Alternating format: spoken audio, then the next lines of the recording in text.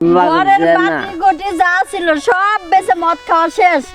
মামলে তুই আইলি তো শেষে আইলি, আজ আমি রঙের নেশায় যে আছি। হ্যাঁ মালে দিয়ে আমরা ধরে গেছে রে, মাল দিয়ে নুনটা নুনটা লাগায়।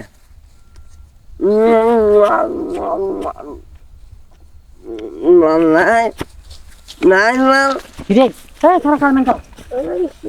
স্বামী দুস্থ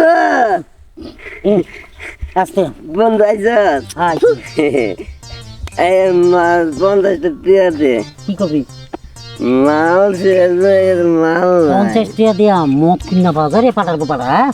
তোরে মনে হইতেছে কি এখন মনে দাদার নানারা পড়ছিল ছোটবেলা দেখছিলাম খরমালা জুতা কাঠ দিয়া বানায়, ওটাতে কতদিন বাই যায়। বাইরানি দরকার কি? ওই মদ খেয়ে আমরা টিয়া দিব কে লিগা? এটাও তো কথা। হ্যাঁ মাতাল রেগি করে লাভ নাই। একটা জিনিস চিন্তা করে দেখতো, এই বেলকাটা আগে কত ভালো ছিল।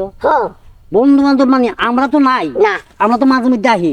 এখন যে অগলকে আড্ডায় দিয়া কিছে পরিকরা কি গাছে কি গাছে কি দেখো? আমি মতো কইছি। বুঝছি বুঝছি। পাগল যে হইছে।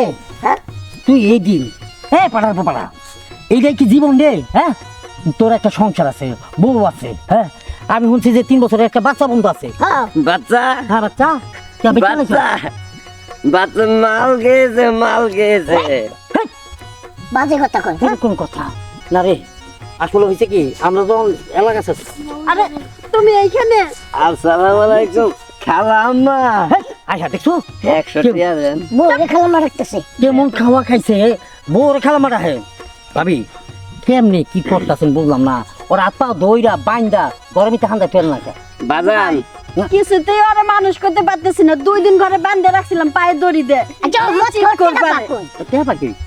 আল্লাহ জানে। আল্লাহ জানে মানে নিশ্চয়ই কেউ না কেউ হার মধ্যে দেয়।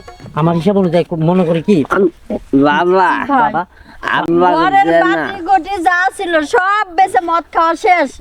এখন এই যে মানুষের দাঁড়ে দাঁড়ে এরকম করে। আম্মা আম্মা আরে কি করতেছ? আরে বাজানের করতে দিতে আমার মাল শেষ। আমি কুটি ভাবি ওরে এইভাবে আপনি ঠিক করতে পারবেন না, ওরে রিহাবে দেওয়া উচিত। এই কি হইছে রে? দেখেন না আইছে দেখেন কি করতেছ? আরে খারাপ দাদা কি হইছে? 200 টাকা দেন মাল গামু দাদা। এই কানে কি ডাকতাছে? বেয়াদবি করছ কে? আচ্ছা এই এই কতদিন ধরে এরকম করে? আরে 2 মাস ধরে এই অবস্থা। আচ্ছা অত দিনই খায় ও মাল ঘাটে ভাই কই। রেজল ভাই আপনারা গ্রামে থাকতে আপনারা গ্রামে থাকতে এই ধরনের মানুষগুলোরে যারা খারাপ পথে নিতেছে আপনারা কি করেন?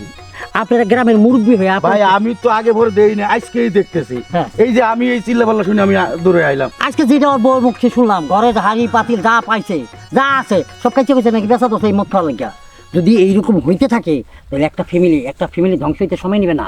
সব চোর সব চোর। আরে বেটা যুব সমাজ ধ্বংস হয়ে যাচ্ছে। ভাই এটা নিয়ে আপনি কি করতে কোন আমি সেটাই করতে পারি। আপনারা যদি পারেন ওর বউর উপরে চাপ দিয়ে লাভ নেই, ওরে রিহাবে দিয়ে আসেন। রিহাবে দিয়ে আসলে ও 2টা মাস থাকলে আমার মনে হয় ঠিক হয়ে যাবে। বাজান তুই দুধ খাইছ?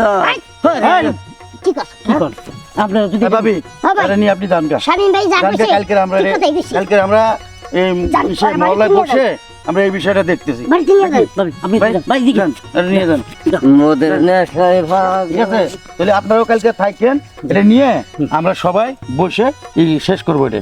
ঠিক আছে জি, জি। আচ্ছা আসসালামু আলাইকুম। ওয়ালাইকুম আসসালাম। সারা একটা জিনিস খেয়াল করছো গ্রামের ভিত্তি যুব সমাজ কেমনে বন্ধু বান্ধবের আড্ডায় পুরা ধ্বংসের দিকে যাইতেছে। হ্যাঁ এগুলো ঠেকাইতে হবে।